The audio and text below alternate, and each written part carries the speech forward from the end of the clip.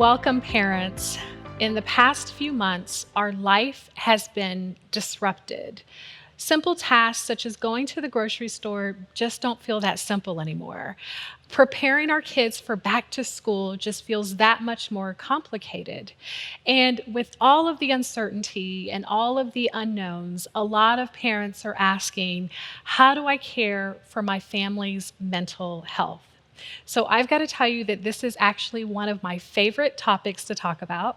As a mental health therapist and advocate, oftentimes, when I talk to groups and talk to my clients, they associate mental health with mental illness. But a huge part of what therapists do are preventative. Of course, there's the intervention piece once someone is struggling, but there's so much that can be done to prevent and to guard your mental health and prevent any future mental health challenges to the best of your ability. So, what I'm going to share with you today is so exciting for me, again, because it's something that's not going to cost you very much or anything at all. And I'm a big fan of self-care, but self-care doesn't have to include those big fancy Disney cruise vacations. Those are great. You don't have to do that. It doesn't have to include an expensive extracurricular activity for your child or a wonderful spa retreat. All of those things are great. But for me, when it comes to guarding your mental health, it really is about simple daily tasks that you, as your child's biggest advocate, can engage in every single day. So, the very first tip that I have for you is to create structure. So when life is uncertain and feels really chaotic, for kids and students, they really thrive structure and stability. So structure actually equals safety for a lot of our kids, especially during times of transition or stress. And so even when our students are pushing back on it and they seem to really reject that structure, please maintain it, especially right now, because it's so helpful for their little nervous systems to feel safe and calm when the external environment feels just the opposite. So, one of the things that you're already doing, I'm sure of it, to maintain structure or routine is keeping the same bedtime. And also, if you have rules in your home, discipline should be the same no matter what, and also consequences. So the kids and students need to understand what's acceptable. The rules and the regulations in the home haven't changed, and neither have the consequences. Another thing to think about is mealtime. So I know for me, during our time of social distancing, I was craving food that wasn't super healthy for me. So one or two times I did end up in the drive-through window of a fast food restaurant, and that's something really, it was a habit that I had gotten out of for a time period. So yes, it is actually normal for our bodies when we're under stress to crave food that's not very good for us. But as parents, we know that nutrition is so important for our kids and our students as they're growing and developing rapidly. So there's tons of research that really speaks to how what you eat impacts your mood. And so whatever you're doing, I know that it's so hard to keep up with it every single day. I'm not one that's always providing nutritious meals for my family, but it's something to be mindful of, especially as it relates to adequate mental health. Something else that I want you to keep in mind is exercise. You're probably thinking, I hear about this all the time. This is nothing new. I've got to tell you, as a therapist, it probably is the number one thing that I mention to families when it comes to guarding their mental health. The benefits of exercise really are endless. It's so helpful for you cognitively. It helps you to focus. It helps you to maintain your concentration. It's helpful for your mood. So I know for me, after I've come back from a hike or a run, I feel calmer, and the research actually supports that. So regular exercise, especially aerobic exercise, if you can get that in, helps to reduce cortisol, which is the stress hormone. And get this, it actually increases endorphins, which actually feels like a natural painkiller. So many wonderful benefits. But as a family, I would love to encourage you to exercise with your kids. So there are going to be times when everybody's going to want to do their own thing and everybody has separate interests, which is perfectly okay. But at least once a week, if you can fit it in, I would love for you and your family to take a walk, to take a hike. Again, nothing that costs a lot of money. If biking is your thing, my kiddos are still into riding their scooter and we'll sort of jog alongside them. And if you're a single parent, find another single parent, get your families together, and get moving. It's so much fun. And what we know about families who exercise and work out together, it really does strengthen that family bond. And what you're teaching your kids, and this is actually what I say to my kids all the time, is when you move your body, when you wiggle, when you jump, when you dance, you feel better. And so I'll even ask my 5 and 9-year-old, how do you feel after we've gone for a run? And they'll notice that they feel better. So making those connections between exercise and your mood is so very helpful. I also want to talk about service. So you've probably heard that when you are giving your time and your presence to someone in need, you reap so much more benefit out of it than the person that you're serving. There's so much to be said about volunteering as a family. So the students that I've worked with over the years have really appreciated the trips outside of the country. It could be mission trips or other community service trips because they come back with a different perspective. They see the way that other cultures live, and they don't have as much as maybe the student has, but they're happy. They're grateful, they're appreciative. So what I've noticed is that when the students come back from these trips, and oftentimes they're going with their families, they come back with a brand new appreciation for what they have and for their circumstances. So my friends, moms and dads, we are in a time where the 24 news cycle is so depressing. Or can be depressing because there's so much negativity out there and there's so much news that really isn't uplifting, and we know that can bring us down.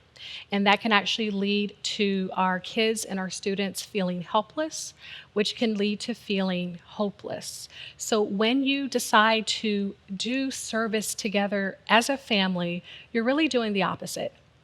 You're helping your kids and your students really see the possibilities that are out there, especially when you are doing something together. You're strengthening that family bond once again. You are experiencing empathy for someone else's circumstance, and you're showing compassion for your neighbor. So right now, we're not able to travel. Many of us are not able to travel. Many of us may not feel safe to travel, right? So what about your local service opportunities, such as your local animal shelter? Kids and students love animals. That's something that you can do together as a family. There are soup kitchens that are open now that are really, really in need of volunteer help. Maybe you can volunteer at your local church. There's so much need right now, especially. So whatever you do it together, and I promise you, you won't regret it. So parents, the guidance that I'm offering today is about how to care for your family's mental health. I do want to point out that if you've noticed that your child or student is struggling, so maybe you're doing all of those things, you're maintaining structure, you're exercising, you're getting your family involved in service, but your child seems off, and that will happen from time to time. And maybe it doesn't rise to the threshold of an anxiety or depression disorder, but they just don't seem to be themselves. One of the questions that parents ask is, how do I respond so they know that I care for them and that I love them? So they want to know how to respond with empathy and support.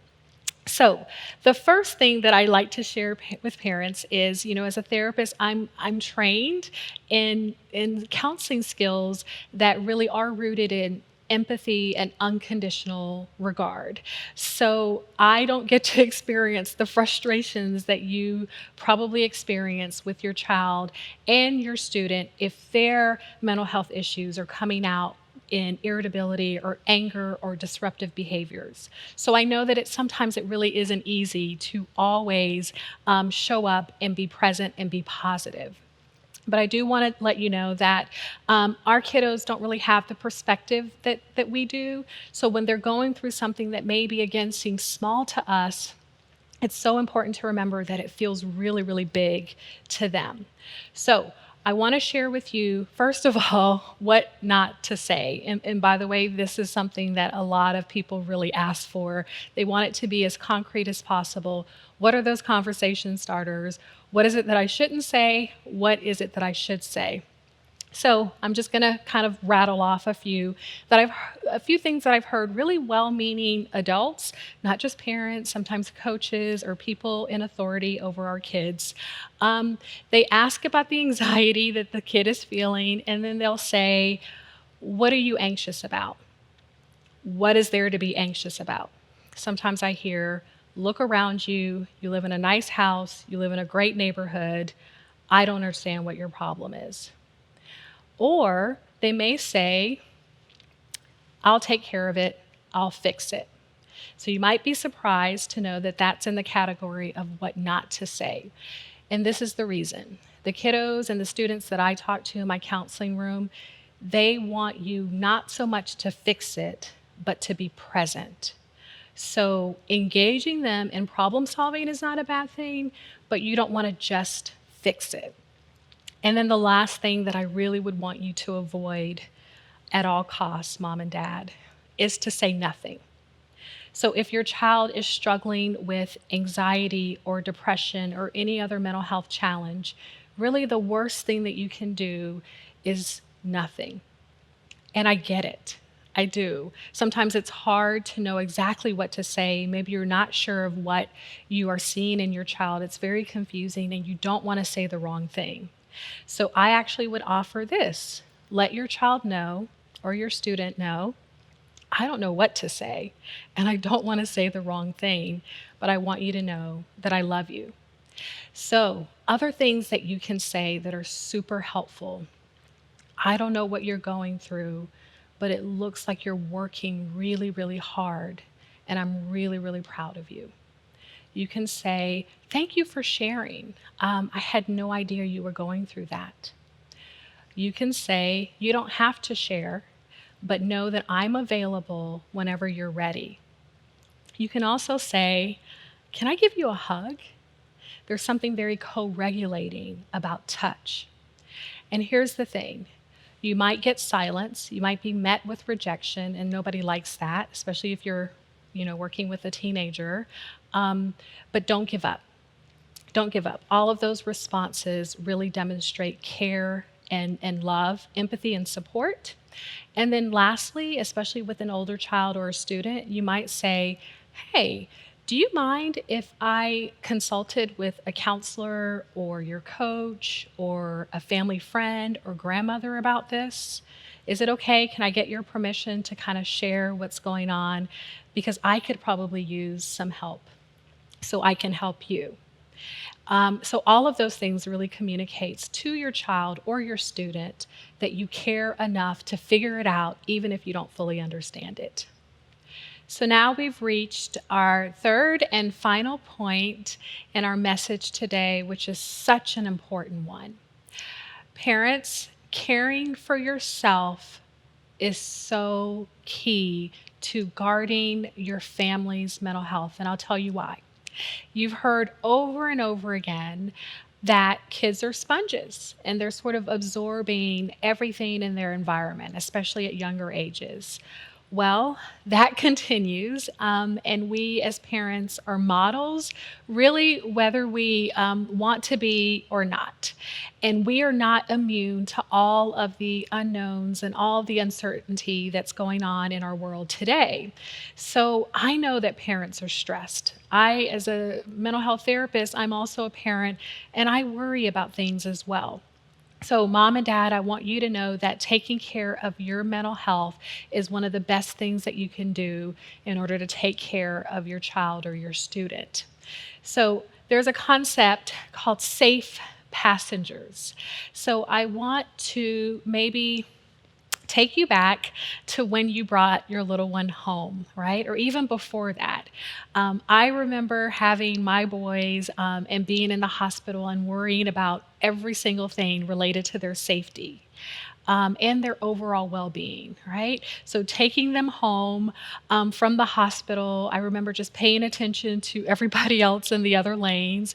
And then, when I was able to drive them to their first doctor's visit, I remember getting into the car in the garage and sort of doing like an 8 or 10 point check around me, like what's around, is everything safe? And then, of course, on the way there, just being vigilant, maybe even hyper vigilant, because I was carrying precious cargo. So, mom and dad, right now, in a time of transition, when there's a lot of stress, a lot of unknowns, I want you to remember that time. Right now, even if your child is 17 years old, you're carrying precious cargo. And I know that you know that. And you are precious as well. So, guarding your mental health is so important. And when life gets stressful, I hear it from my kiddos all the time. It's, of course, normal for us to react, for us to show our irritation and our frustration. But one thing that I would offer to you is to not overshare with your kids, especially when there's tension in the home, or if you're taking care of an aging parent, or there's stressors that are related to finances. Our kids are picking that up. But your feelings matter as well. And I want to validate everything that you're going through because it's hard right now for a lot of us. Some of us are doing okay, some of us are struggling. And as parents, we want to support each other. Healthy outlets are so important for guarding your mental health as parents. So think about that thing, whatever it is that you love to do. Do you love to go hiking? Do you love running? Do you love biking? Do you love dancing? For me, I'll be honest, I really missed going to the library. Our library shut down for like 3 months. I really missed going to the bookstore. That was sort of like my home away from home. I got a lot of peace. So that was an outlet for me that I didn't have. So I had to really kind of create other outlets, and we've been doing a lot of outdoor activities.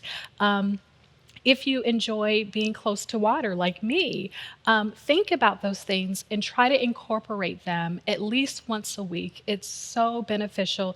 And this time, I'm not talking about family time. I'm talking about time just for you. True story, just a week ago, a friend reached out to me and she said, "Do you want to go paddleboarding?" I said, "Of course, when?" And my husband, who was sitting next to me, he said, "Do you know how to paddleboard?" And I said, "No." But my system was so in need of fun, in need of adventure, and of course, in need of water. And my husband was encouraging of that because that was my healthy outlet. So, whatever that is for you, I want to encourage you to engage in it. And something else, social connections. The research is really clear about this. Engaging in your support network, whether it be a friend, a really good coworker, or a family member, at least once a week, just checking in, just sharing your thoughts and your feelings is so beneficial. And by the way, friendship is important to moms as well as is important to dads. So parents, as a reminder, the best way to guard your mental health as well as your family's mental health is number one, create and maintain structure. Number two, respond with empathy and support. And number three, very important, caring for yourself.